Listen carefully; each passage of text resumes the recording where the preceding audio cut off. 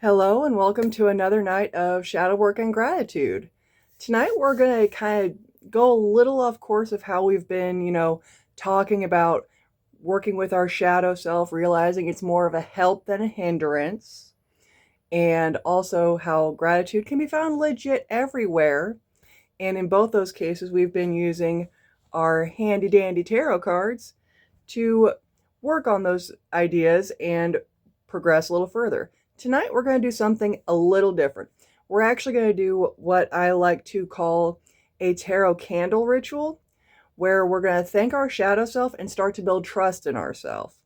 And this is something that you can do quite literally anytime. And the best part is, does not really require much ingredients. Just a black candle to accept your shadow self and to symbolize your shadow self, and a white candle to, sorry, had something weird in my throat, but a white candle to represent your light self and also represent going towards a lighter and better path. Now, something that I like to use because it is a tarot and candle ritual, I grab my star card, my moon card, and my high priestess card.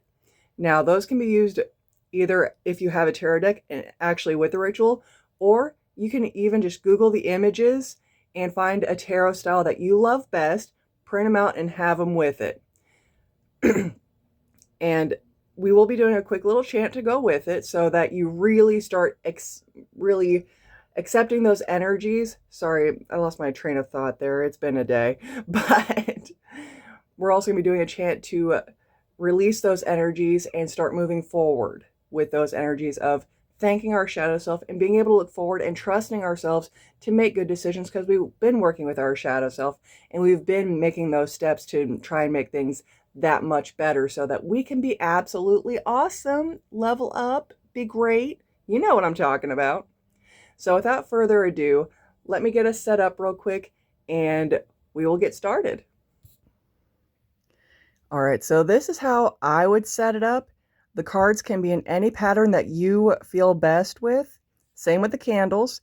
I personally like it this way because I am left-handed, so naturally my more dominant side is going to be on the left, which is why I've got the white on my left and the black on my right. And I put the star card as my guiding light for my energies towards the left. And so that my subconscious self can see through the shadows, that's why the moon is on my right. And both are going to work together with my high priestess card to encourage better intuition on the wisdom on which way to go. So without further ado, let me clear my mind a second and I'll start the chant. Feel free to take notes as we go.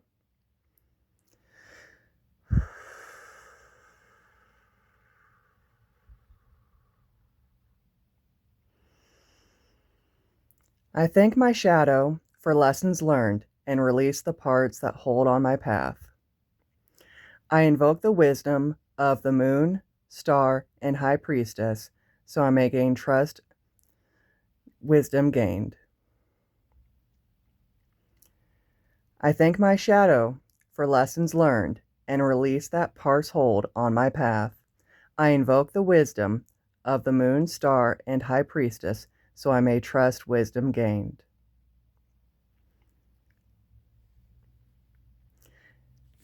Now that chant can be repeated as many times as you feel necessary. I typically do it 3 times for myself when I'm doing this.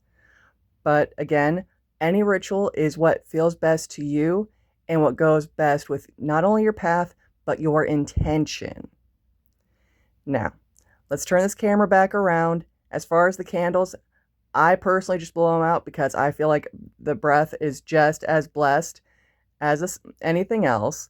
But if you prefer a snuffer, there's no shame.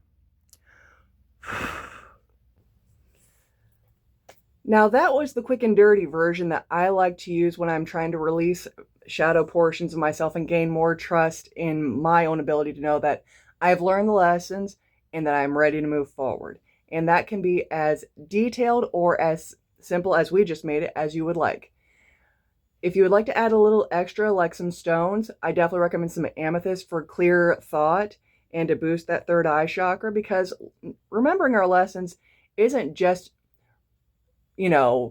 memorization, it's also intuitive practice. And amethyst is a great one for your intuition and, like I said, clear sight. If amethyst doesn't really vibe with you, aquamarine is also a great stone for clear sight. I use it on a very regular basis when I'm doing readings for myself because I'm biased. I accept it.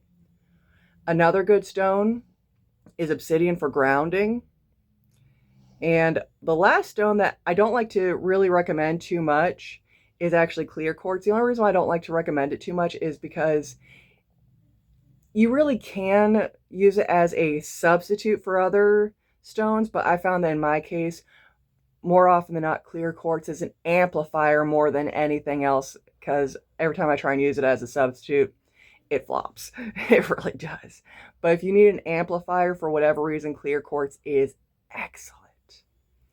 But that's all we have for tonight. I really hope that this helped you out. If it did, please feel free to leave a like. And if you would like a PDF version, I am offering those for $2. Quick and easy, Cash App or Venmo. And I also will make sure that has very detailed information of the candles, the cards, the chant, best times as far as energetically speaking to get the most out of it, and those stones I mentioned along with a few other tidbits. But until next time, I hope you guys have a freaking fabulous weekend, and I look forward to seeing y'all later.